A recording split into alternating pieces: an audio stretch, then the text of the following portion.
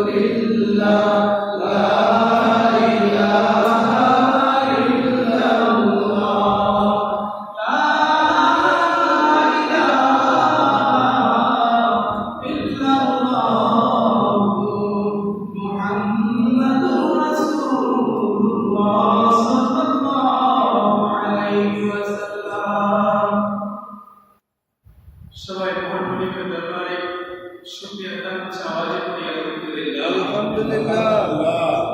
লক্ষ কোটি দুরূদ ও সালাম পেশ করছি আমির মুদার তাজদার মদিনা সরকারে কাওনে নবী মুজাহিদ বাদশাহ নবী শফিউল মুজনাবিন নবী হায়াতুন নবী জিন্দা নবী নূরুল আলম নবী সাল্লাল্লাহু আলাইহি ওয়াসাল্লামের পাক কদমে সবাই অন্তরস্থল থেকে মুহাম্মদ একবার দুরূদ শরীফ পড়ি সাল্লাল্লাহু আলাইহি নবী।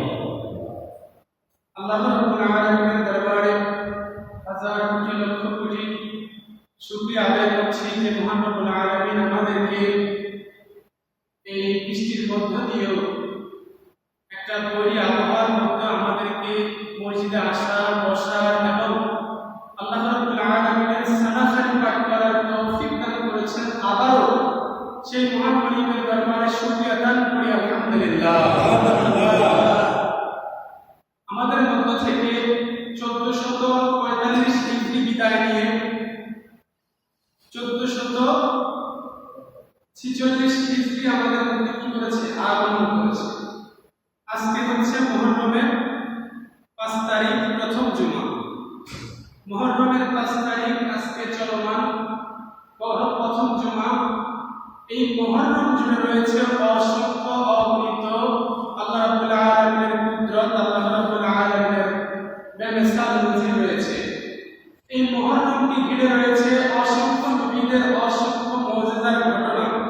এই মুহররমকে জুড়ে রয়েছে আল্লাহ রাব্বুল আলামিনের বন্ধু নবী আখির মাওলা তাজদার মদিনা সরকার কাওনাত নবী সাল্লাল্লাহু আলাইহি ওয়াসাল্লামের সপরিবারকে কারবালার ময়দানে নির্মমভাবে যে শহীদ করেছেন তার হৃদয় বিদারক ঘটনা। এই মুহররম আমরা সবাই জানি আশুরার দিনে আল্লাহ রাব্বুল আলামিন দুনিয়া ধ্বংস করবেন, অর্থাৎ কিয়ামত ঘটাবেন। আশুরার দিনে দুনিয়া সৃষ্টি হয়েছে, অর্থাৎ আল্লাহ সৃষ্টি করেছেন। আশুরার দিনে আদমকে সৃষ্টি করেছেন। আশুরার দিনে আল্লাহ রাব্বুল আলামিন মুসা আলাইহিস সালাতু ওয়াস সালামকে তার শত্রু বাহিনীর পক্ষ থেকে, শত্রু বাহিনী থেকে আল্লাহ রাব্বুল আলামিন বিজয় দান করেছেন। এই মুহররমের মধ্যে আল্লাহ রাব্বুল আলামিন ইউনূস আলাইহিস সালাতু ওয়াস সালামকে মাছের পেট থেকে আল্লাহ পরিত্রাণ করেছেন। এই মুহররম জুড়ে এক কথা অসংখ্য আল্লাহ রাব্বুল আলামিনের অসংখ্য অলৌকিক ঘটনা রয়েছে। তো তার মধ্যে সবচেয়ে বেশি হৃদয় বিদারক ঘটনা সেটা হচ্ছে নবী পরিবারের গলার মধ্যে ছুরি চালিয়ে নির্মমভাবে শিশু আজগর সহ নির্মমভাবে 72 জন 73 জন, অনেকে আরো বেশি বলেছেন, তবে প্রসিদ্ধ মত হচ্ছে 72 জন আহলে বাইতকে যারা নির্মমভাবে হত্যা করেছে তারা কখনোই মুসলমান হতে পারে না। আজ দুঃখের বিষয়, এই মিম্বারের মধ্যে বসে বসে এজিদের পক্ষ নিয়ে দাবি করছে, আছে না নাই? আছে। এবং ঢাকার শহরে অসংখ্য মসজিদ রয়েছে যারা আজ মিম্বারের মধ্যে বসেও এজিদের পক্ষ নিয়ে কথা বলে। ইনশাআল্লাহ ধারাবাহিকভাবে আমি সামনের দিকে আসতেছি। তো আহলে বাইতের মর্যাদাটা কেমন একটু জানার দরকার আছে না নাই? আছে। আহলে বাইতের মর্যাদা তিনারা দুনিয়ার জমিনের মধ্যে নিজে নিজে বলে নাই যে আমি মর্যাদা সম্পন্ন ব্যক্তি, বরঞ্চ আল্লাহ বলিয়েছেন, বলেন না সুবহানাল্লাহ। তিনাদের পুত পবিত্রতা ঘোষণা দিয়েছেন স্বয়ং আল্লাহ। তিনাদের পুত পবিত্রতা ঘোষণা দিয়েছেন আমাদের নবীজি সুবহানাল্লাহ। যেমন আল্লাহ রাব্বুল আলামিন পবিত্র কালামুল্লাহ শরীফের মধ্যে সূরা আহজাবের 33 নম্বর আয়াতের মধ্যে ঘোষণা করেন, আউযু বিল্লাহি মিনাশ শাইতানির রাজীম, বিসমিল্লাহির রাহমানির রাহিম, ইন্নামা ইউরিদুল্লাহু লিইয়ুযহিবা আনকুমুর রিজসা আহলাল বাইতি ওয়া ইউতাহহিরাকুম তাতহীরা। আল্লাহ রাব্বুল আলামিন আমার আপনার প্রিয় নবী সাল্লাল্লাহু আলাইহি ওয়াসাল্লামের আহলে বাইত সম্পর্কে আল্লাহ নিজেই ঘোষণা করছেন। সূরা 33 নম্বর সূরা, কোরআন শরীফের কয় নম্বর সূরা? 33 নম্বর সূরা। আয়াত নম্বর হচ্ছে আয়াত নম্বর 33। বলেন সুবহানাল্লাহ। আয়াত নম্বর 33। আল্লাহ রাব্বুল আলামিন বলেন, নিশ্চয় আল্লাহ, নিশ্চয় কে? আল্লাহ। আল্লাহ, নিশ্চয় আল্লাহ আহলে বাইত নবীর বংশধরদের থেকে আল্লাহ রাব্বুল আলামিন পঙ্খলিতা দূর করতে চান, অর্থাৎ তিনাদের মধ্য থেকে আল্লাহ পবিত্র অপবিত্রতা দূরীভূত করতে চান এবং আল্লাহ রাব্বুল আলামিন তিনাদেরকে পবিত্র করতে চান। বলেন না সুবহানাল্লাহ। আল্লাহ বলেন তিনাদের মধ্য থেকে পঙ্খলিতা দূর করতে চান এবং আল্লাহ তাদেরকে পূত পবিত্রতার ঘোষণা দান করছেন। স্বয়ং আল্লাহ তিনাদেরকে পূত পবিত্রতার ঘোষণা দান করছেন। এজন্য আল্লাহ হযরত বলেন, तेरे नस्ल पाक में है बच्चा बच्चा नूर का, तू है आईन नूर तेरा, सब घराना नूर का। अल्लाहु अकबर।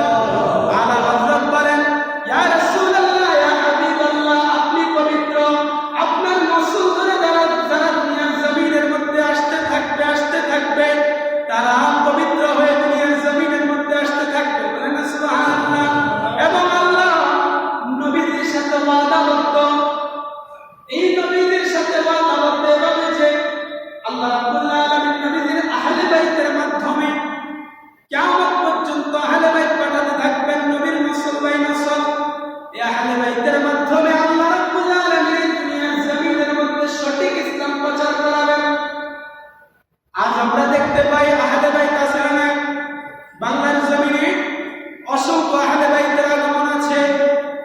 সামনেই দেখবেন ঈদে মিলাদুন নবীর মধ্যে পাকিস্তান শ্রী দরবার শরীফ থেকে নবীর 41তম বংশধর সৈয়দ মোহাম্মদ তাহের শাহজালালিয়া তিনি বাংলার জমিনে আগমন করেন। আশরাফিয়া তরিকার বর্তমানে একজন নাস, তিনিও আলে রাসূল আওলাদ রাসূল, তিনিও বর্তমানে বাংলা জমিনের মধ্যে শুহাদায়ে কারবালার মাহফিল উপলক্ষে বাংলাদেশের মধ্যে এসেছেন। তো এইভাবে করে তিনাদের মধ্য দিয়ে আল্লাহ রাব্বুল আলামিন নবীজির সঠিক ইসলামটাকে, আল্লাহর সঠিক মিশনটাকে আল্লাহ রাব্বুল আলামিন তিনাদের মধ্য দিয়ে প্রচার করবেন এবং প্রসার ঘটাবেন। সুবহানাল্লাহ। শুধু প্রচারই করবেন না, আল্লাহ প্রসার ঘটাবেন। আজ সবাই আমরা মুসলমান। এজিদ বাহিনী তো মুসলমান ছিল, কি ছিল না? এজিদ বাহিনীর শিবিরে নামাজ হয়েছে, এজিদ বাহিনীর মধ্যে মুসলমান ছিল, এজিদ বাহিনীর মধ্যে মুফতি মুহাদ্দিস মুহাদ্দিস ছিল, এজিদ বাহিনীর মধ্যে হাফেজে কোরআন ছিল। একজন দুইজন নয়, হাজারের উপরে হাফেজে কোরআন। তা হাফেজে কোরআন থাকার পরেও, মুহাদ্দিস থাকার পরেও, মুহাদ্দিস থাকার পরেও, মুফতি থাকার পরেও কিভাবে আবার আহলে বাইতের গলায় ছুরি চালায়? ঠিক। তাহলে মুসলমান নাম দিলেই মুসলমান হয়ে যায় না। মুসলমানের মধ্যে চাল চলনে নবীজির আদর্শ থাকা লাগবে। কথা বলেন ঠিক কিনা? সবাই আমরা মুসলমান দাবি করি। যদি এমনই হতো তাহলে আল্লাহ কোরআনের মধ্যে আয়াত কেন নাযিল করেন? ইয়া আইয়ুহাল্লাযীনা আমানু তাকুল্লাহা হাক্কা তুকাতিহি ওয়া লা তামুতুন্না ইল্লা ওয়া আনতুম মুসলিমুন। আল্লাহ কেন বলেন তোমরা আমি আল্লাহকে ভয় করো এবং তোমরা প্রকৃতপক্ষে সত্যিকার অর্থে মুসলমান না হয়ে মৃত্যুবরণ করিও না? সবাই তো আমরা মুসলমান। আল্লাহ কোন মুসলমানের কথা বলছেন? আল্লাহ এটা কোন মুসলমান হওয়ার কথা বলছেন? প্রকৃত মুসলমান তো সে যেই ব্যক্তির কাছে নিজের জীবনের চাইতে নবীজির ভালোবাসা অধিক, যেই ব্যক্তির কাছে নিজের ভালোবাসার চাইতে নবীর আহলে বাইতের ভালোবাসা অধিক। বলেন না সুবহানাল্লাহ। তো দেখেন আল্লাহ রাব্বুল আলামিন নবীকে দিয়ে বলাচ্ছেন পবিত্র সূরা শুরার আয়াত নম্বর 23। আল্লাহ রাব্বুল আলামিন পবিত্র কোরআনুল কারীমের সূরা শুরার মধ্যে আল্লাহ রাব্বুল আলামিন নবীকে বলছেন কুল্লা আসআলুকুম আলাইহি আজরান ইল্লা আল মাওয়াদ্দাতা ফিল কুরবা। আল্লাহু আকবার। আল্লাহ নবীকে বলছেন ও হাবিব, ইয়া রাসূলুল্লাহ, ইয়া হাবিবাল্লাহ, আপনি বলে দিন, আপনি দুনিয়াবাসীকে জানিয়ে দিন, জানান দিয়ে দিন, আমি নবীর রিসালাত প্রচারের স্বার্থে, আমি নবী দুনিয়ার জমিনের মধ্যে তোমাদের জন্য যা কিছু করেছি, তোমাদের জন্য ইসলামের প্রচারার্থে আমি যে রক্তে জর্জরিত হয়েছি, আমি যে বিধর্মীদের কাছে মার খেয়েছি, আমি যে ইসলাম প্রচারের জন্য এত কিছু করলাম, ও দুনিয়াবাসী শুনে রাখো, আমি নবী এর বিনিময়ে তোমাদের কাছে কোন দুনিয়ার দৌলত চাই না, কোন দুনিয়ার রাজকীয়তা চাই না, কোন দুনিয়ার বিনিময় চাই না। আমি নবী একটা জিনিস চাই, সেটা হচ্ছে আমার নবীর আহলে বাইতের ভালোবাসা। সুবহানাল্লাহ। বলাচ্ছেন কে? আল্লাহ বলাচ্ছেন পবিত্র সূরা শুরা 23 নম্বর আয়াতে বলেন কুল্লা আসআলুকুম আলাইহি আজরান ইল্লা আল মাওয়াদ্দাতা ফিল কুরবা। আল্লাহ বলেন নবী আপনি বলে দিন তাদেরকে, তাহলে নবী বিনিময় কি চাচ্ছেন? আহলে বাইতের ভালোবাসা। নবী দুনিয়ার জমিনের মধ্যে এত কিছু করলেন, আল্লাহর মিশন বাস্তবায়ন করলেন। নবী বলে নাই তোমরা আমার মাজার, তোমরা আমার রওজায় গিয়ে তোমরা সোনা রূপা দিরহাম মুদ্রা তোমরা যায় আমার ওই রওজার মধ্যে দিয়ে দিও, আমি এত কিছু করলাম। কিন্তু নবী বলেছেন কি? আমার আহলে বাইতের ভালোবাসা। সুবহানাল্লাহ। সে আহলে বাইতকে ভালোবাসলে কি হবে জানার দরকার আছে না? সে আহলে বাইতকে ভালোবাসলে আপনার আমার জান্নাতে যাওয়া নিশ্চিত। সুবহানাল্লাহ। কেননা নবীজি বলেন তোমরা আল্লাহকে ভালোবাসো, তার কারণ হচ্ছে কি? আল্লাহ তোমাদের রিজিক দাতা, আল্লাহ তোমাদের নিয়ামত দাতা, আল্লাহ তোমাদের খালিক, আল্লাহ তোমাদের মালিক, আল্লাহ তোমাদের সর্বকিছুর মালিক। তো সেজন্য তোমরা আল্লাহকে ভালোবাসো। আর তোমরা আমি নবীকে ভালোবাসবো, তার কারণ হচ্ছে কি? আল্লাহর ভালোবাসা পাওয়ার জন্য। সুবহানাল্লাহ। তো আল্লাহ নিয়ামত দাতা, রিজিক দাতা,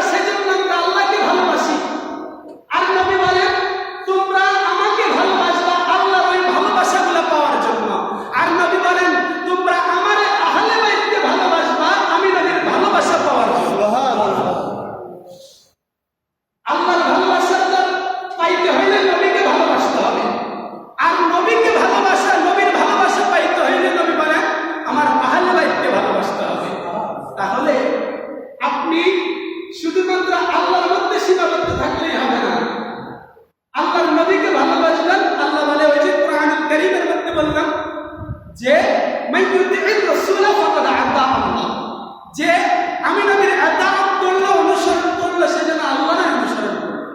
করলেন নবীর ইবাদত, আল্লাহ বলেন আমি আল্লাহর ইবাদত হয়ে গেল। করলেন নবীর গোলামি, আল্লাহ বলেন আমার গোলামি হয়ে গেল। করলেন নবীর আতা, আল্লাহ বলে আমার অনুসরণ হয়ে গেল। সুবহানাল্লাহ। তো সেইখানের মধ্যে আহলে বাইতকে ভালোবাসবেন, আহলে বাইতের ভালোবাসার মধ্যে নবীর ভালোবাসা, আহলে বাইতের ভালোবাসার মধ্যে আল্লাহর ভালোবাসা। সুবহানাল্লাহ। তো বাবা আমার দেখেন, আল্লাহর নবী সরকার কাওয়ানিন নবী এই আয়াতের মধ্যে অসংখ্য অনেক সুন্দর তাফসীর করেছেন ইমাম ফখরুদ্দিন রাজি। ইমাম ফখরুদ্দিন রাজি এবং এই আয়াতের তাফসীরের মধ্যে তিনি তাফসীরে কাশফের উৎপত্তি দিয়ে তিনি বলেন যে তোমরা আহলে বাইতকে ভালোবাসবা নবীর ভালোবাসার জন্য, তোমরা আহলে বাইতকে ভালোবাসবা আল্লাহর ভালোবাসা পাওয়ার জন্য। সাবধান, তোমরা তাদের সাথে দুশমনি করবা না। তোমরা যদি তাদের সাথে দুশমনি করো তাহলে তোমাদের দুনিয়া এবং আখিরাত দুইটাই বরবাদ। দুইটাই কি বরবাদ? ধ্বংস, বরবাদ, ধ্বংস। তো বাবারা আমার, আজ আমরা দেখতে পাই আহলে বাইতকে নিয়ে নানান কটূক্তিমূলক কথা বলে। দুঃখের বিষয় হচ্ছে এই আহলে বাইতের মাস অর্থাৎ মুহররম মাস আগমন করলে অধিকাংশ মসজিদের মধ্যে আহলে বাইতের শানে আলোচনা হয় না। আলোচনা হয় না, এটা দুঃখের বিষয়। তার মানে বোঝা যায় তাদের সাথে এজিদের সুসম্পর্ক রয়েছে। এজিদের কি রয়েছে? সুসম্পর্ক রয়েছে। যাদের জন্য নবী পালন দেওয়ানা, সে আহলে বাইতের আলোচনা নাই। আপনি নবীজির সুন্নাত অনুসরণ করবেন, তা আহলে বাইতকে ভালোবাসা ব্যতীত সুন্নাত অনুসরণ করলে লাভ হবে না, কোনো লাভ হবে না। আমি ধারাবাহিকভাবে আপনাদেরকে রেফারেন্স সহ আজকে আহলে বাইতের ফজিলত শুরু করব। পরবর্তী জুমাতে ইনশাআল্লাহ আহলে বাইতের শত্রুতা করলে কি হবে সে নিয়ে আলোচনা হবে। আজকে শুধু ফজিলত, আল্লাহ তিনাদের কি ফজিলত দান করেছেন। عن سيد بن ابي وقاص قال لما نزلت هذه الايات ندعو ابناءنا وابناءكم دعا رسول الله صلى الله عليه وسلم عليا وفاطمه وحسن وحسينا وقال اللهم هؤلاء اهل بيتي ولم سبحان الله. حضرت ابو سيد ابي وقاص حضرت سعد بن ابي وقاص রাদিয়াল্লাহু তাআলা থেকে বর্ণিত, তিনি বলেন আল্লাহর নবী প্রিয় নবী সাল্লাল্লাহু আলাইহি ওয়াসাল্লাম যখন এই আয়াত নাযিল হয়, এসো আমরা আহ্বান করি আমাদের পুত্রগণকে এবং তোমাদের পুত্রগণকে। নাযিল হয় এই আয়াত যখন নাযিল হয়, তখন আল্লাহর নবী সাল্লাল্লাহু আলাইহি ওয়াসাল্লাম হযরতে আলী রাদিয়াল্লাহু তাআলাকে বললেন আসো, হযরতে ফাতিমা রাদিয়াল্লাহু তাআলাকে বললেন আসো, হযরতে হাসান মুস্তাফা রাদিয়াল্লাহু তাআলাকে বললেন আসো, হযরতে হুসাইন মুস্তাফা রাদিয়াল্লাহু তাআলাকে বললেন আসো।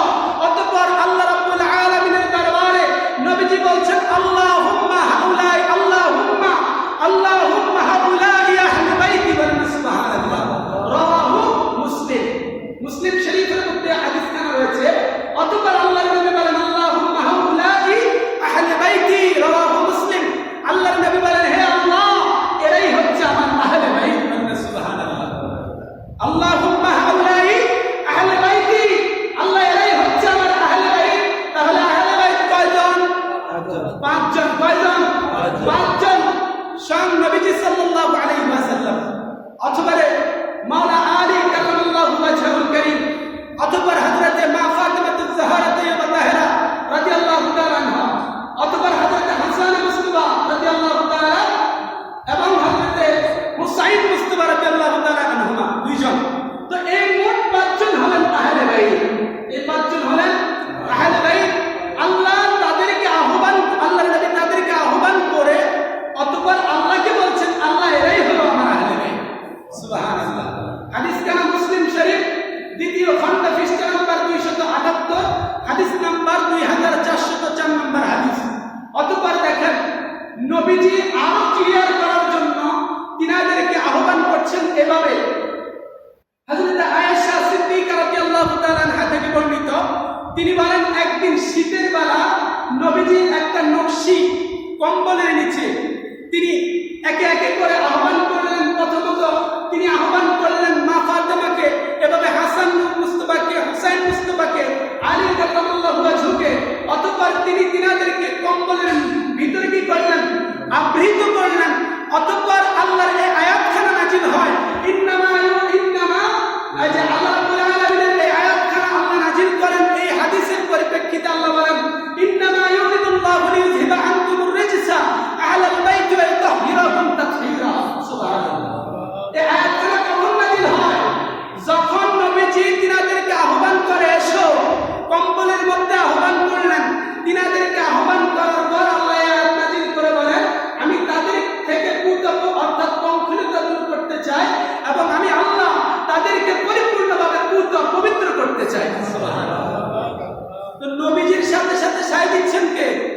আল্লাহ।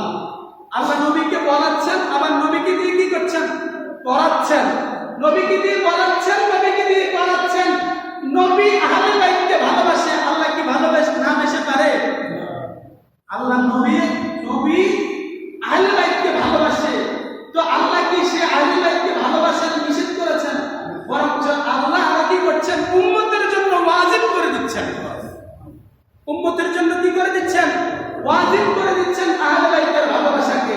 অতঃপর এই আয়াতের পরিপ্রেক্ষিতে ইমাম তিরমিজি রাহমাতুল্লাহ আলাইহি তিনি বর্ণনা করেন উম্মে সালামা রাদিয়াল্লাহু তাআলা নবীজির একজন স্ত্রীর নাম। তিনি যখন তিনাদেরকে কম্বলের মধ্যে আবৃত করা হলো, তখন তিনি নবীজির দরবারে বলছি, ইয়া রাসূলুল্লাহ, আমিও তাদের সঙ্গী হতে চাই। বলেন না সুবহানাল্লাহ। ইয়া রাসূলুল্লাহ, আমিও তাদের সঙ্গী হতে চাই, সাথী হতে চাই। নবীজি তিনাকে বলছেন, তুমি তোমার স্থানে উত্তম অবস্থায় রয়েছে। বলেন না সুবহানাল্লাহ। তাহলে ষষ্ঠ হিসাবে কাউকে নবী গ্রহণ করেন নাই। আহলে বাইতের সদস্য 5 জনের মধ্যেই কি সীমাবদ্ধ। নবীজির স্ত্রী কম্বলের মধ্যে প্রবেশ করতে চাইলেন, নবী বলেন, তোমার মর্যাদায় তুমি সেরা। অর্থাৎ উম্মুল মুমিনিন যারা রয়েছেন, তিনাদের মর্যাদা কি কোনো অংশে কম? তিনারা তো মুমিনের মা। বলেন না সুবহানাল্লাহ। তিনারা মুমিনের মা, এটা অনেক বড় একটা কি তিনাদের মর্যাদা।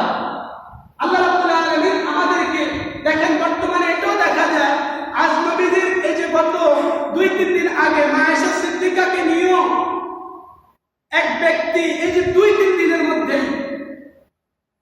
কুরুচিপূর্ণ মন্তব্য করেছে, অথচ তিনারা হচ্ছে মুমিনের মা।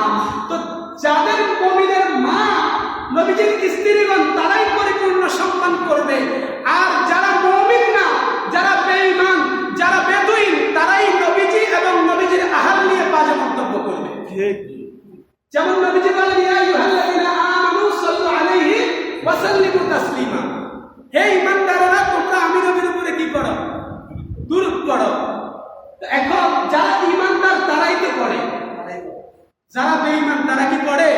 তাহলে এই আয়াত দ্বারা বোঝা যায় আল্লাহ বলছেন ঈমানদারদেরকে, আর ঈমানদাররাই পড়ে।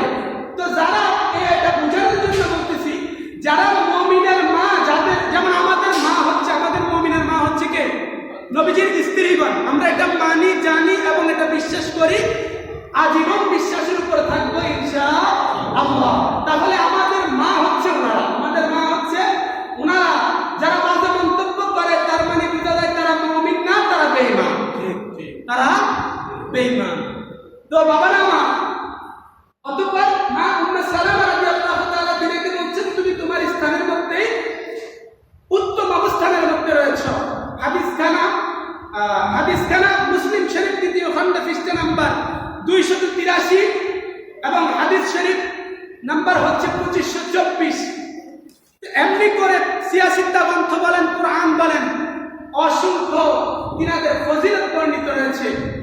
অতঃপর দেখেন, নবীজি সাল্লাল্লাহু আলাইহি ওয়াসাল্লাম আহলে বাইতকে সাফিনায়ে নূহ এর সাথে তুলনা করেছেন। সুবহানাল্লাহ।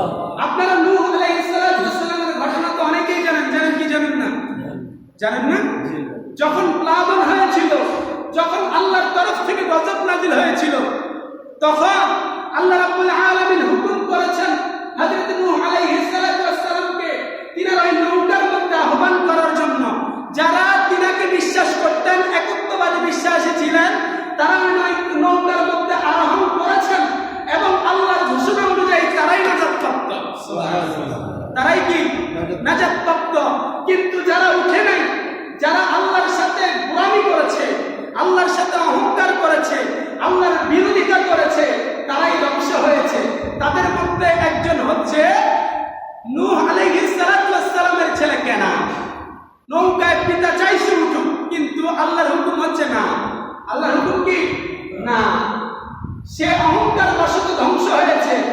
তো এজন্যই আল্লাহর নবী নূহ আলাইহিস সালামের সাথে তুলনা করেছেন, নৌকার সাথে তুলনা করেছেন। দেখেন হাদিসের মুবারাকার মধ্যে আন আবি যার আন্নাহু ক্বালা ওয়া হুয়া আখিযুন বিবাবিল কাবাতি সামি'তু an-নাবিয়্য সাল্লাল্লাহু আলাইহি ওয়াসাল্লাম।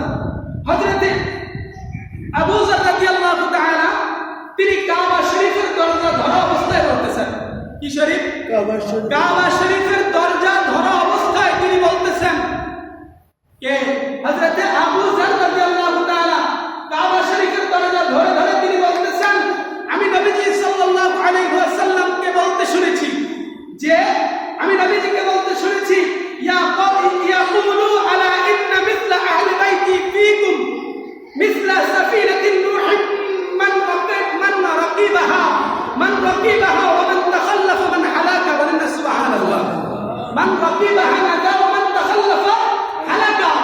যেই ব্যক্তি নবীজি সাল্লাল্লাহু আলাইহি ওয়াসাল্লামকে এর আহলে বাইতকে অনুসরণ করবে, তারা সাফিনায়ে নূহের মতো, অর্থাৎ যারা সাফিনায়ে নূহের মধ্যে আরোহণ করেছে তারাই নাজাতপ্রাপ্ত হয়েছে, আর যারা সাফিনায়ে নূহের মধ্যে আরোহণ করে নাই তারা ধ্বংস হয়েছে।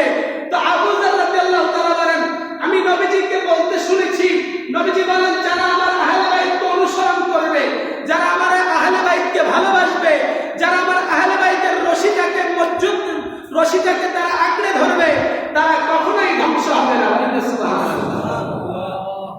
তাহলে আপনি নবীজির আহলে বাইতকে অনুসরণ করবেন, তিনাদের রশিটাকে মজবুত ভাবে আঁকড়ে ধরবেন। নবীজি বলেন তারা কখনোই পথভ্রষ্ট হবে না, তারা কখনোই ধ্বংস হবে না। আর আপনি তাদেরকে ইগনোর করবেন, অ্যাভয়েড করবেন, আপনি হবেন ইজিপ্টের প্রেতাত্মা। বলেন, কথা বলেন ঠিক কিনা? ইজিপ্টের প্রেতাত্মা, আর আপনি ধ্বংস। ইজিপ্ট কি জান্নাতি না জাহান্নামী হবে? হ্যাঁ, আজ তো অনেকে তাহাজ্জুদ গুজারি বলছে। হায় হায় হায়, আজ তারা কি বলছে? তাহাজ্জুদ গুজারি বলছে, অথচ এই ইজিপ্ট কাবা শরীফের গিলাফের মধ্যে আগুন জ্বালিয়ে দিয়েছে। এই ইজিপ্ট মদিনা শরীফের মধ্যে গোড়া দিয়ে পায়খানা প্রস্রাব করিয়েছে। এই ইজিপ্ট গোড়া দিয়ে পবিত্র কাবা শরীফ মদিনা শরীফের পবিত্রতাকে ক্ষুণ্ণ করেছে, অথচ তবু এই ইজিপ্টকে বলে রহমতুল্লাহি আলাইহি বলেন নাউজুবিল্লাহ। আজ বড়ই দুঃখ লাগে, ইজিপ্ট মদের বোতলের মধ্যে ডুবে থাকতো, এর ইজিপ্ট নারীদের নিয়ে পড়ে থাকতো, ইজিপ্টের অসংখ্য কুকর্ম ইতিহাসের মধ্যে বিদ্যমান। তাহলে তারা কিভাবে এই মিম্বরের মধ্যে বসে তাদেরকে রহমতুল্লাহি আলাইহি বলে? তাহলে বুঝতে হবে, আল্লাহর নবী বলেছেন হুসাইন রাদিয়াল্লাহু তাআলার মধ্যে দিয়ে দুইটা দলে বিভক্ত হবে। কয়টা দলে? দুইটা দলে। এটা স্বয়ং নবীজির ভবিষ্যৎবাণী। দুইটা দলে বিভক্ত হবে, সেটা হুসাইন মুস্তাফার শহীদের মধ্য দিয়ে প্রমাণিত হয়ে গেছে। প্রমাণিত হয়ে গেছে। ওই যে প্রথমেই বললাম, হুসাইনের শিবিরেও আজান হয়েছে, এজিদের শিবিরেও আজান হয়েছে, কিন্তু আজান হলে কি হবে? অন্তরে তো নবীর ভালোবাসা নাই। তাহলে আজ আমাদের মধ্যে অনেককে দেখা যায় তাহাজ্জুদ গুজারি, ইবাদত গুজারি, কিন্তু নবীজির সাথে দুশমনি, নবীর আহলে বাইতের সাথে দুশমনি, হক্কানি রব্বানি আউলিয়ায়ে কেরামদের সাথে দুশমনি। তাহলে এই ইবাদত কোনো কাজে আসবে না। তো নবীজির ভবিষ্যৎবাণী অনুযায়ী দুইটা দল বিভক্ত হয়ে গেছে। ওই যে যারা ইজিপ্টকে রহমতুল্লাহি আলাইহি বলে, বুঝতে হবে এরাই জাহান্নামের কীট। আর যারা আহলে বাইতের শান ও আজমত কুরআন এবং হাদিস দিয়ে আলোচনা করে, বুঝতে হবে তারা সত্যিকার অর্থে হুসাইনি সৈনিক। সুবহানাল্লাহ। সত্যিকার অর্থে হুসাইনি সৈনিক। আল্লাহ যে মিশন দিয়ে নবীজিকে দুনিয়ার জমিনে পাঠিয়েছেন, নবীজি কি দুনিয়ার জমিনে মানুষদেরকে কি হারামের দিকে ধাবিত করেছেন না হালালের দিকে? নবীজি কি আল্লাহর দিকে ধাবিত করেছেন নাকি মূর্তি পূজার দিকে? নবীজি কি আল্লাহর দিকে ধাবিত করেছেন নাকি দেবদানবের পূজার দিকে? তো আল্লাহর দিকে যদি ধাবিত করে থাকেন, তো আমরা সেই নবীর অনুসরণ করতে হলে আহলে বাইতের দরকার আছে না নাই? আছে। আহলে বাইতের রশি ধরবেন। ওই যে হাদিসের মধ্যে নবীজি বলছেন কি, তোমরা তাহলে নূহ আলাইহিস সালাতু ওয়াস সালামের নৌকায় আরোহণকারীদের মতো নাজাত পাবে। সুবহানাল্লাহ। আল্লাহ বুঝার তৌফিক দান করুক, সবাই বলি আমিন। আল্লাহ আমাদেরকে হেদায়েত দান করুক, সবাই বলি আমিন। আর আমার কিছু কিছু ভাইয়েরা দেখেন, খুব রাগ থেকে কথাগুলো আসে। আজ দু চারটা হাদিস মুখস্থ করে ইউটিউবের মধ্যে ছেড়ে দিয়ে আজ আমরা প্রমাণ করতে চাই আমরা শাইখুল হাদিস, আমরা মুহাদ্দিস, মুফতি। তো এই মুফতির কোনো দাম নাই। ওই যে শুরুতেই বললাম, এজিদ বাহিনীর মধ্যেও কি 22,000 সৈন্যের মধ্যে প্রায় অসংখ্য হাফেজ, কোরআনে হাফিজই ছিল। লাভ হয়েছে কি? কোনো লাভ হয়েছে না। তো আজ কিছু ভাইয়েরা একটা হাদিসকে ইগনোর করে, সেটা হচ্ছে কি, এখন আমি যদি আপনাদেরকে বলি নবীজি বিদায় হজের ভাষণের মধ্যে যে দুইটা জিনিসের কথা বলেছেন, সেই দুইটা জিনিস কি আপনারা অনেকেই জানেন, বলবেন কোরআন এবং সুন্নাহ। কোরআন এবং সুন্নাহ, এটাও কিন্তু সহিহ riwayate বিশুদ্ধ হাদিস। তো আরেকটা হাদিস তো রয়েছে, শুধু আরেকটা না, আর কয়েকটা হাদিস তো রয়েছে, সেগুলাকে কেন বলছেন না? সেগুলা বলতে আপনাদেরকে ডলার দিয়ে কে আপনাদের মুখ আটকিয়ে রাখে, কে আপনাদের মুখের মধ্যে তালা মেরে রাখে? যেমন নবীজি সাল্লাল্লাহু আলাইহি ওয়াসাল্লাম বলেন, وعن جابر قال رأيت رسول الله صلى الله عليه وسلم في حجته يوم عرفة وهو على ناقته القصواء يخطب فسمعته يقول يا أيها الناس। নবীজি এখানে শুধুমাত্র, তখন তো সাহাবায়ে কেরামগণ বিদ্যমান ছিলেন, আরাফার ময়দানের মধ্যে নবীজি যখন কাসওয়া নামক পুষ্টির উপর আরোহণ অবস্থায় নবীজি যখন ভাষণ প্রদান করেছেন, সবাই বিদায় হজের ভাষণ জানি কি জানি না? তো নবীজি যখন কাসওয়া নামক পুষ্টির উপর আরোহণ করে নবীজি যখন ভাষণ দিয়েছেন, তখন নবীজি এটা বলে না ইয়া আইয়ুহাল মুমিনুন অথবা ইয়া আইয়ুহাল মুদ্দাসসির অথবা আরো যা রয়েছে ইয়া আইয়ুহাল ইনসান, এইভাবে করে আল্লাহর নবী তো কোনো মানুষদেরকে শুধু এক জায়গায় সীমাবদ্ধ করে বলে নাই, এবং ইয়া আইয়ুহাল যে সাহাবীদেরকে উদ্দেশ্য করে হে সাহাবীরা বলছে, নবীজি বলছেন ইয়া আইয়ুহান নাস, হে মানব সকল। এর মধ্যে শুধু উপস্থিত তা নয়, পুরা দুনিয়ার জমিনের মধ্যে যারা আসবে, আসতেছে এবং আসবেন, সবাইকে বোঝানো হয়েছে, সবাইকে বোঝানো হয়েছে। নবীজি বলছেন ইয়া আইয়ুহান নাস ইন্নী তারাকতু ফীকুম মা ইন আখাযতুম বিহি লান তাদিল্লু কিতাবাল্লাহি ওয়া ইত্রাতি আহলি বাইতি সুবহানাল্লাহ, লান তাদিল্লু কিতাবাল্লাহি ওয়া ইত্রাতি আহলি বাইতি। জাবের রাদিয়াল্লাহু তাআলা বলেন, আমি নবীজিকে বলতে শুনেছি কাসওয়া নামক পুষ্টির উপর আরোহণ করা অবস্থায় নবীজি বলছেন, ও মানব সকল সবাই শুনে রাখো, আমি তোমাদের মধ্যে দুইটা জিনিস রেখে যাচ্ছি। কয়টা জিনিস? দুইটা জিনিস রেখে যাচ্ছি। একটা হচ্ছে কিতাবুল্লাহ, আরেকটা হচ্ছে ওয়া ইত্রাতি আহলি বাইত, অর্থাৎ আমার আহলে বাইতের অনুসরণ করেন। সুবহানাল্লাহ। তাহলে নবীজি তো এই হাদিসটাও বলেছেন, এক হাদিসে বলেছেন কিতাবুল্লাহ ওয়া সুন্নাতে রাসূলুল্লাহ, এই হাদিসের মধ্যে বলেছেন কিতাবুল্লাহ ওয়া ইত্রাতি আহলি বাইত। তাহলে আমরা শুধু মানুষদেরকে বুঝাই কিতাবুল্লাহ ওয়া সুন্নাতে রাসূলুল্লাহ, কিতাবুল্লাহ ওয়া সুন্নাতে রাসূলুল্লাহ, কিন্তু আহলে বাইতের ভালোবাসার কথাও তো নবীজি বলেছেন, সেটা কেন বলছেন না? প্রশ্ন জাগে না, সেটা কেন বলা হচ্ছে না? আহলে বাইতের এই হাদিস কোথায়? তিরমিজি শরীফ দ্বিতীয় খণ্ড, আমরা তো আবার সিয়াসিত্তা ছাড়া মানি না। দেখেন তো তিরমিজি শরীফ দ্বিতীয় খণ্ড পৃষ্ঠা নাম্বার 219, হাদিস নাম্বার 3787, 3786 নম্বর হাদিস। এবার দেখেন নবীজি সাল্লাল্লাহু আলাইহি ওয়াসাল্লামের আহলে বাইতের স্পেশাল মর্যাদা। জান্নাতে যাওয়ার ইচ্ছা আছে কার কার? হাত তুলে দেখায়। সবার ইচ্ছা আছে, কয়েকজনের ব্যতীত নাকি? আল্লাহ আমাদের প্রত্যেককে কবুল করুক, আমিন। আল্লাহ আমাদের প্রত্যেককে নবীজির আহলে বাইতের প্রেম ভালোবাসা বুঝার তৌফিক দান করুক, সকলে আমিন। দেখেন জান্নাতে যাবেন, আমার আপনাদের কাছে প্রশ্ন, জান্নাতে যুবকদের সরদারকে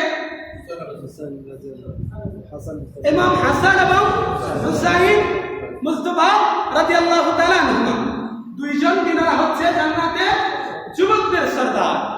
এখন যেই সরদারের, যে কামরার সরদারটা জান্নাতের যিনারা সরদার, তো সেই সরদারকে ভালোবাসার দরকার নাই, তাই না? আছে না নাই? আপনি জান্নাতে যাইবেন, আবার মানেন জান্নাতে তিনারা সরদার, অথচ আজ তিনাদের আলোচনা নেই, তিনাদের সনদে একটা হাদিস নাই, অথচ তিনারা কি হাদিস বর্ণনা করেন নাই? তিনারা কি হাদিস রিওয়ায়াত করেন নাই? কিন্তু তিনাদের সনদে কোনো হাদিস নেই। অর্থাৎ আমরা বলছি না, সারা বাংলাদেশের মধ্যে অসংখ্য মসজিদ রয়েছে, অধিকাংশ মসজিদেই দেখবেন খানাফিনার আলোচনা, শুধু বেশিরভাগই দেখবেন খানার আলোচনা, বেশিরভাগই খানার আলোচনা। কিন্তু আহলে বাইতের ভালোবাসা ব্যতীত জান্নাতে যাওয়া অসম্ভব, এগুলো আমরা বলছি না। জান্নাতে যিনারা যুবকদের সরদার, তিনাদেরকে ভালোবাসার দরকার নেই। এখন কথার কথা, আমাদের যে বস রয়েছেন তিনি তো আমাদের এই যে রিয়েল এস্টেট কোম্পানির ওনার, এখন তিনার সাথে সুসম্পর্ক রাখার দরকার নাই। যারা জব করেন ওনার অধীনে, তিনারা কি তিনার সাথে সুসম্পর্ক রাখার দরকার নাই? আছে না নাই? ভালোবাসার দরকার নাই তিনাকে, তিনার সাথে একটা আলাদা আন্ডারস্ট্যান্ডিং করার দরকার নাই। তো দুনিয়ার জমিনে যদি ভালোবাসার জন্য আপনি রুজি রোজগারের জন্য যদি বসের সাথে আপনি যদি সুসম্পর্ক রাখেন, তো এটা তো জান্নাত। তো জান্নাতের কামাই তো দুনিয়াতে করতে হবে, জান্নাতে যায় তো সম্ভব না। জান্নাতে যায় আপনি তিনাদেরকে ভালোবাসি ভালোবাসি বললে কাম হবে? তা আপনি দুনিয়ার জমিনে বুঝাতে হবে। কিভাবে বুঝাবেন? অশ্লীলতা করে, আপনি খারাপ কাজ করে, নাকি তিনারা যে জন্য নিজের জীবনটাকে কুরবান করেছেন, যে জন্য নিজের শেরকে তিনারা আল্লাহর রাস্তায় কুরবান করেছেন, তিনারা যে মিশন নিয়ে আল্লাহ রাব্বুল আলামিনের প্যারা রাসূলের যে সুন্নাতের সঠিক বাস্তবায়নের জন্য তিনারা শের কুরবান করেছেন, সেজন্য আজ কিছু কিছু শিয়াদের কারণে আজ কিন্তু আমরা সুন্নি যারা দাবি করি আমরা প্রশ্নবিদ্ধ। এই যে আমি কথাগুলো বলছি, অনেকে বলবো হুজুরের মনে শিয়াদের কথা বলেন না, নাউজুবিল্লাহ। আহলে বাইতের ভালোবাসা বললেই শিয়া হয়ে যায়। ইসলাম শরীরে আঘাত করাকে কি করেছে? হারাম করেছে। আপনি বিনা উজরে নিজের শরীরে একটা চিমটি দিলেন, সেটাও কি হারাম। আপনি নিজের শরীরে একটা পশম বিনা উজরে ছিড়বেন, সেটাও কি অন্যায়, অপরাধ, হারাম। তো আপনি সাধারণত যদি নিজের পশম নিজের শরীরের যদি আঘাত করেন, সেটা যদি হারাম হয়, যারা আজ আমরা আহলে বাইতের দোহাই দিয়ে আহলে বাইতের ভালোবাসা দাবি করে যারা আজ আমরা শরীরকে রক্তাক্ত করছি, বোঝা গেল এরা সত্যিকার নবী প্রেমিক নয়, এরা সত্যিকার আহলে বাইত প্রেমিক নয়, এরা ইসলামটাকে প্রশ্নবিদ্ধ করছে। কথা বলেন ঠিক কিনা? আহলে বাইতের ভালোবাসা শরীরের রক্ত কেটে শরীরের রক্ত ঝরিয়ে প্রমাণ করার বিষয় না। আহলে বাইতের ভালোবাসা হচ্ছে নবীর ভালোবাসা, নবীর সুন্নাত, আল্লাহর মিশন সঠিকভাবে বাস্তবায়ন করাই আহলে বাইতের ভালোবাসা। ঠিক কিনা মা? ঠিক। তো আজ আমরা কি করছি? অনেকে আমরা অনেক ধরনের বাজে কাজ করছি, যেগুলা ইসলাম সম্পূর্ণরূপে হারাম ঘোষণা করেছে, সম্পূর্ণরূপে হারাম ঘোষণা করেছে। তো বাবারা আমার, আমি আপনাদেরকে আহ্বান করে বলবো, দেখেন নবীজি সাল্লাল্লাহু আলাইহি ওয়াসাল্লাম তিনাদের মর্যাদা কি বর্ণনা করছেন। قالوا رسول الله صلى الله عليه وسلم الحسن والحسين سيد شباب اهل الجنه। আমার ইমাম হাসান এবং হুসাইন হচ্ছে জান্নাতের যুবকদের সরদার। সুবহানাল্লাহ। অতঃপর মা ফাতেমাতুজ জাহরা তাইয়্যিবা তাহেরা রাদিয়াল্লাহু তাআলা আনহা বলছেন, ও ফাতেমা, তোমাকে জান্নাতের রমণীদের সরদারিনী করা হয়েছে, তুমি কি খুশি নয়? সুবহানাল্লাহ। তিনাকে জান্নাতে রমণীদের সরদারিনী করা হয়েছে। নবীজি বলছেন, মা তুমি কি খুশি নয়? তিনাকে বলছেন তোমাকে জান্নাতের সরদারিনী করা হয়েছে, তুমি কি খুশি নয়?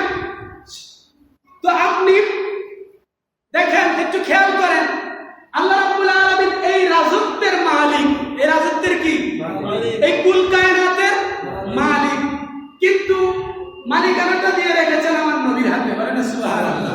যেমন হাদিসের মুবারাকার মধ্যে রয়েছে যে নবীজি সাল্লাল্লাহু আলাইহি ওয়াসাল্লাম বলছেন, আনাল কাসিম ওয়াল্লাহু ইউতি। বুখারী শরীফের হাদিস, আনাল কাসিম ওয়াল্লাহু ইউতি। আল্লাহ রাব্বুল আলামিন দেন আর আমি নবী বন্টন করি। সুবহানাল্লাহ। তাহলে আল্লাহ হচ্ছেন মালিক, বন্টন দাতা হচ্ছেন নবীজি। আল্লাহ হচ্ছেন মালিক, নবী হচ্ছেন বন্টন দাতা। নবী বন্টন করেন, আনাল কাসিম ওয়াল্লাহু ইউতি, আমি আল্লাহ দেই আর আমার রাসূল বন্টন করেন। তাহলে মালিক হচ্ছেন কে? আল্লাহ। আর বন্টন করাচ্ছেন কাকে দিয়ে? নবীজিকে।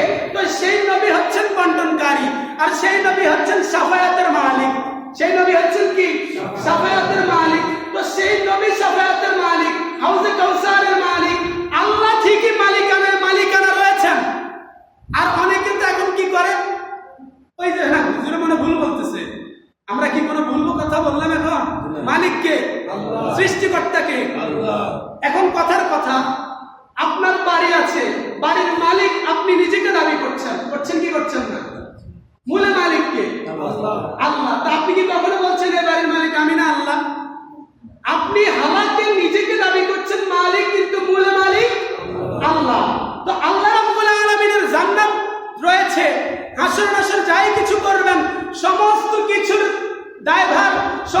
কিছুর মিশন নবীর হাতে দিয়ে দিবেন। নবী সেদিন এই যে মাকামে মাহমুদের মধ্যে বসে বসে নবী শুধু দেখবেন। আল্লাহ বিচার কি করবেন? করবেন আর নবীকে বলবেন আপনি বসেন, বসে বসে আপনার শান দেখেন। নবীকে বসে আল্লাহ নবীর শান দেখাবেন, নবীকে দেখাবেন না, জগৎবাসীকে দেখাবেন। যেমন সূরা বনী ইসরাঈলের মধ্যে আছে না, আসা আইয়াবাআসাকা রাব্বুকা মাকামান মাহমুদা। সেদিন আল্লাহ নবীজিকে সর্বোচ্ছানে আসীন করে নবীজির শান মানে এই দুনিয়ার জমিনে যারা এজিদের বেতাত্তা রয়েছে তাদেরকে দেখাবেন, আহলে বাইতদেরকে দেখাবেন, আহলে বাইতের ভালোবাসা বুঝাবেন, জান্নাতি যুবকদের সরদার, জান্নাতি মহিলাদের সরদারিনী। আপনি কোথায় যাবেন? আজ আলী রাদিয়াল্লাহু তাআলার ভালোবাসা বললেও অনেকে শিয়া ট্যাগ লাগায় দেয়, অথচ আলী রাদিয়াল্লাহু তাআলা হচ্ছেন মুমিনের সরদার, মুমিনের সরদার, মুমিনের সরদার। নবীজি সাল্লাল্লাহু আলাইহি ওয়াসাল্লাম বলেন যে আলীকে ভালোবাসবে সে প্রকৃত অর্থে মুমিন, যে আলীকে ভালোবাসবে না সে হচ্ছে মুনাফিক। সে হচ্ছে কি? মুনাফিক। মুনাফিক। তো আল্লাহ রাসূলের হাদিস আমরা বলে যাব, শিয়া যারা রয়েছে তাদেরকেও চিহ্নিত করে রাখবো এবং যারা এজিদের বেদাত্তা রয়েছে তাদেরকেও চিহ্নিত করে রাখবো।